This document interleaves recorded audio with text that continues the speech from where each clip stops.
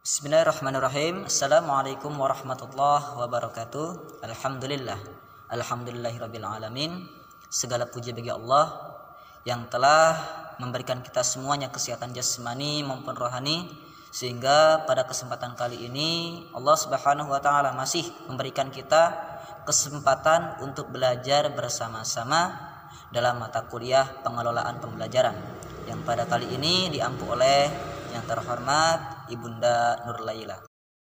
Untuk memulai pembelajaran kita pada hari ini, marilah kita melafaz basmalah. Bismillahirrohmanirrohim.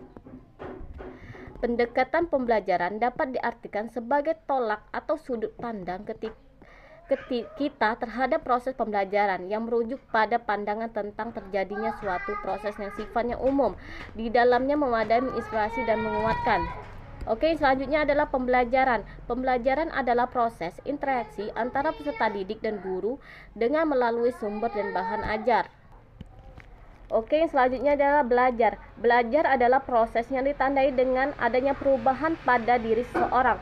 Perubahan sebagai hasil dari proses belajar dapat ditunjukkan dalam berbagai bentuk seperti perubahan pengetahuan, pemahaman, tingkah laku, keterampilan, kebiasaan, serta perubahan aspek-aspek yang ada pada diri individu yang sedang belajar. Demikianlah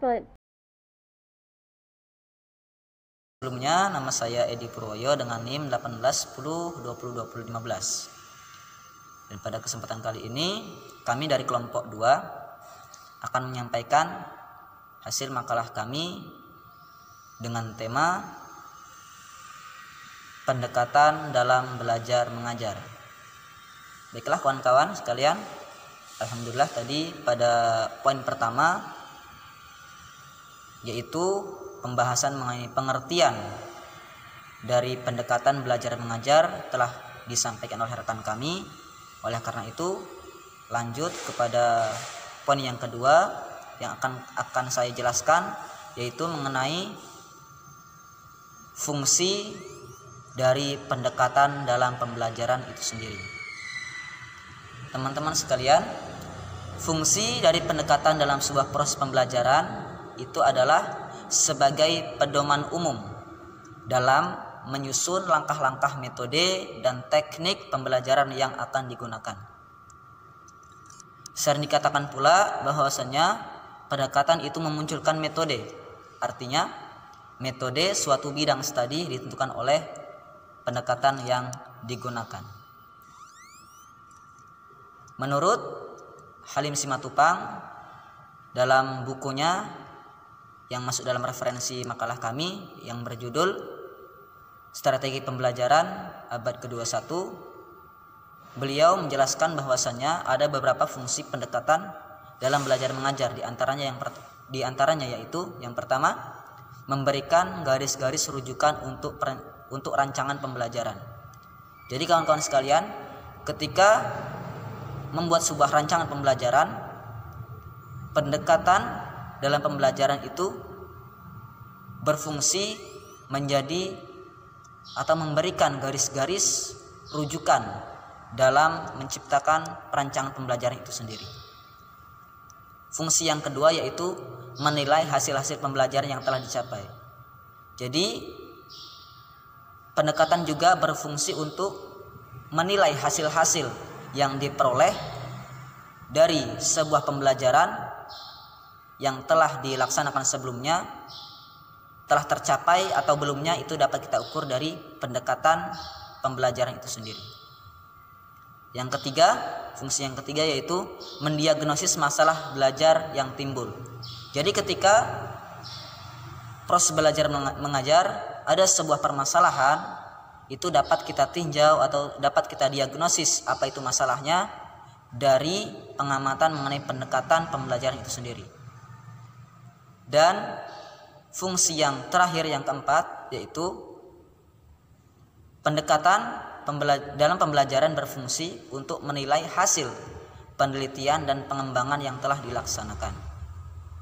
Jadi dari penjelasan sebelumnya dapat kita simpulkan bahwasannya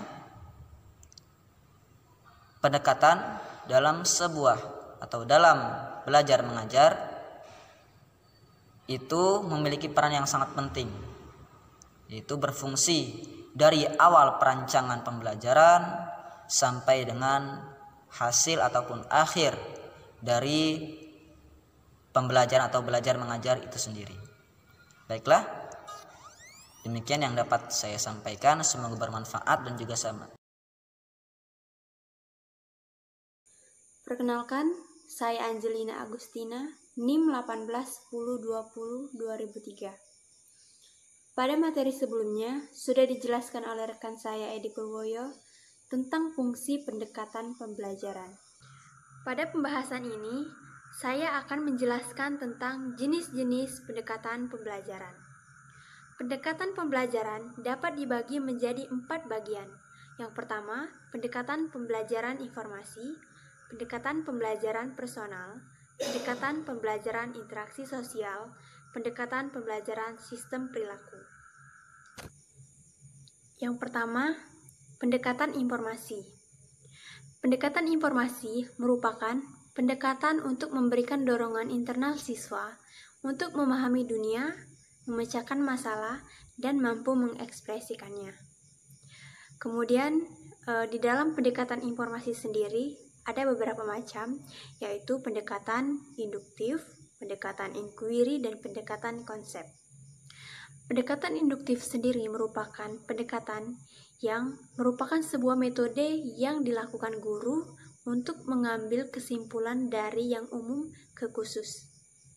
Sedangkan pendekatan inquiry merupakan sebuah pendekatan yang memberikan tekanan dan melatih siswa dalam penelitian tersebut. Kemudian ada pendekatan pembelajaran konsep. Pendekatan pembelajaran konsep ini merupakan pendekatan yang lebih mengarahkan siswa agar bisa menguasai konsep secara benar. Kedua, pendekatan personal. Pendekatan personal bertujuan mengembangkan kepribadian diri dengan siswa agar mengorganisasikan pengalaman pribadinya. Contohnya, seperti pendekatan pembelajaran pertemuan kelas, pendekatan pembelajaran kontekstual, pendekatan pembelajaran latihan kesadaran, pendekatan pembelajaran sinektetis, dan pendekatan pembelajaran tanpa arah.